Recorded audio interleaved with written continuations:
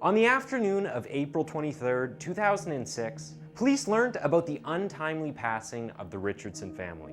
3 members of the family had lost their lives at the hands of 12-year-old Jasmine Richardson, the oldest child of the household. Together with her 23-year-old boyfriend, the two claimed the lives of Mark Richardson, Deborah Richardson, and Tyler Jacob Richardson, who was only 8 years old.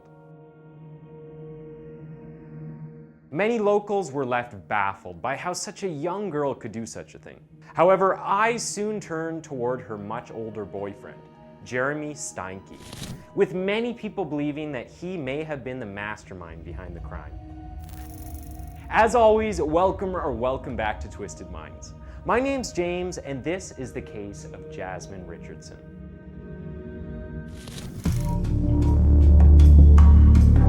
How does a 12-year-old become capable of this?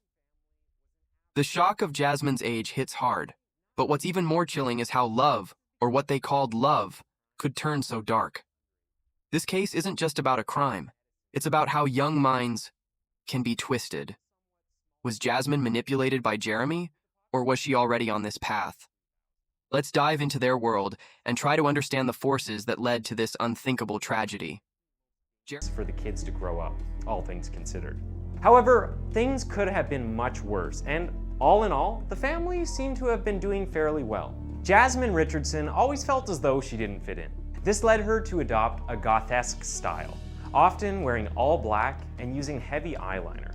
She would listen to hard rock music as well as punk rock, and she would eventually meet her first boyfriend at a punk rock show.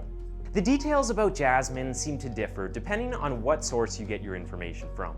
Some people claim that Jasmine was always a happy and upbeat girl, insisting that she didn't become a rebel until meeting her boyfriend. However, we have to ask the question, if she wasn't rebellious or interested in the punk lifestyle, what was she doing at a punk rock show on the evening she met her boyfriend? Regardless, family and friends had nothing but nice things to say about Jasmine. It seems that, for the most part, everyone around her blamed her bad behavior on her older boyfriend. We know that around the time she met Jeremy Steinke, Jasmine had been lingering around vampire-related message boards online. It seems like she had become very interested in the occult and other unusual subjects, with most of these subjects being particularly dark and gruesome. However, we have to keep in mind that this case began making headlines in 2006, the peak of the Twilight craze that had everyone interested in vampires and werewolves. So, there is a chance that she was simply captivated by a popular book series and became deeply invested in vampires and werewolves. However, this is just a guess, and unless Jasmine decides to come forward one day and reveal more information about herself, we really don't know much for certain. What we do know is that her boyfriend Jeremy had a much more complex life than Jasmine. Jasmine's family was believed to have been very stable and very typical for the time. She never complained of any problems at home, and her remaining family and friends say that everything seemed to be completely normal for the family. For Jeremy, he had to endure a much different fate in his younger years. His mother was a raging alcoholic that seems to have been incredibly unhappy with the way her life had turned out. After leaving Jeremy's father, she began dating again, and her new partner began to abuse Jeremy, sending him down a very dark road. Jeremy's misfortune would simply take place at home though, as it would follow him to school too. Many of his classmates at school picked on him and called him names. By all means, Jerry had no escape and no way to get away from his abuse. By the time he met Jasmine, Jeremy had already attempted to take his own life at least once.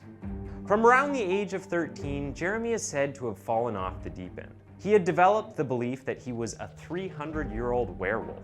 He began to wear a vial of blood around his neck, but we have no idea where the blood came from and who it belonged to originally. After Jeremy and Jasmine met at a punk rock show, the two hit it off immediately. They began a relationship soon after, but Jasmine's parents did not approve of their newfound love for one another. Things grew so severe that Jasmine's parents forbid her from ever seeing Jeremy again, but this would prove to be a fatal mistake. Jeremy's story breaks your heart before it terrifies you.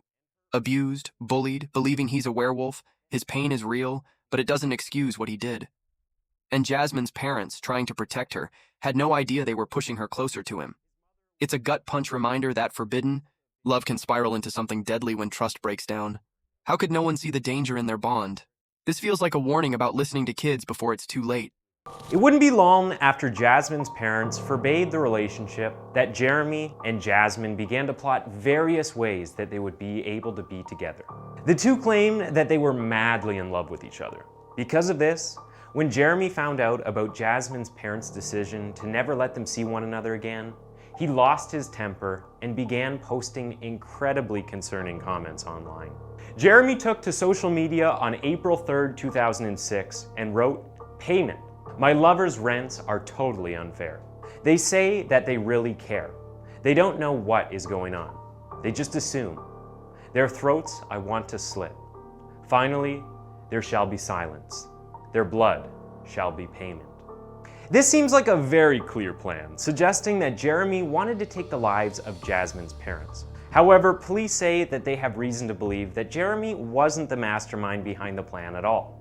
Rather, they say that they have text messages between the two that prove Jasmine was the one who first suggested taking the lives of her parents. Police have revealed two text messages between the two, in which Jasmine texts Jeremy and explains that she has a plan for them to be together.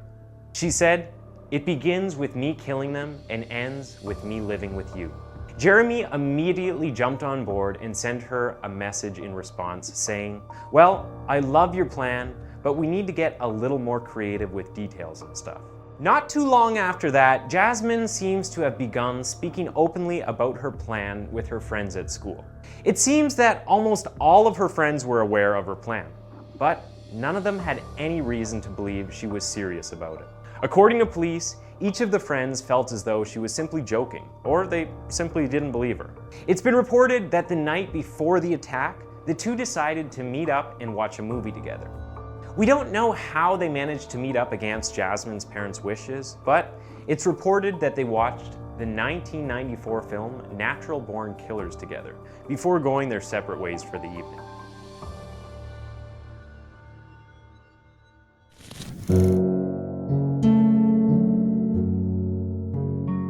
At 1 p.m. on April 23rd, the bodies of 3 members of the Richardson family were found in the basement of the family home. The crime had been reported after a young boy had gone over to the Richardson family home, hoping to play with 8-year-old Tyler Jacob Richardson. When he arrived, he looked through the window and saw what he believed to be a body in the basement. He ran home and told his mother, who then called the police. An officer arrived at the home within minutes and confirmed that there were at least one body in the basement by peering through the window. He immediately called for backup and began rescue attempts to try to save the family, but it was far too late and everyone inside the home had already passed away. Strangely, the body of Jasmine was missing from the crime scene. Initially, police had every reason to believe that Jasmine was a victim as well and that she may have been held captive. However, as they soon would learn, the truth was much scarier than fiction. A manhunt begun, with police doing their best to track down both Jasmine and Jeremy. They knew that the family's lives had been forcefully taken from them and later revealed that Deborah Richardson had been attacked with a knife at least 12 times. Immediately afterward, Mark was attacked, though he managed to fight back while wielding a screwdriver. Unfortunately, this wasn't enough to fend off his 2 attackers. Officers then made their way upstairs and found Jasmine's younger sibling, Tyler Jacob, who passed away while lying in bed.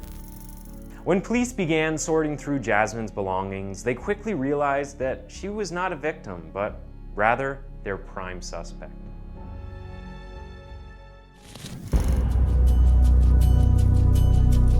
The moment that boy saw the bodies through the window, it's haunting.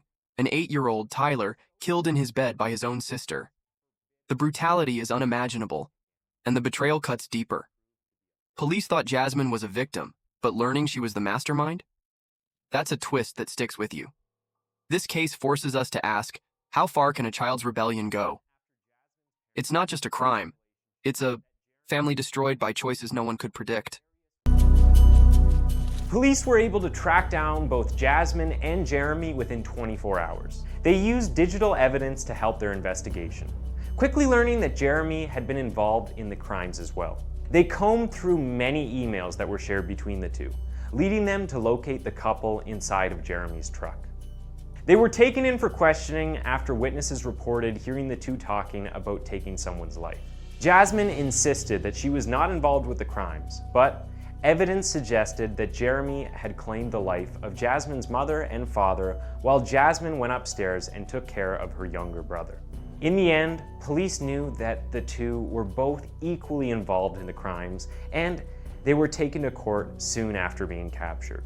In court, Jasmine pleaded not guilty to all charges. She explained to the court that all of her conversations about killing her family were purely hypothetical and that she had no intentions of actually going through with the crime. However, the evidence obviously painted a much different picture.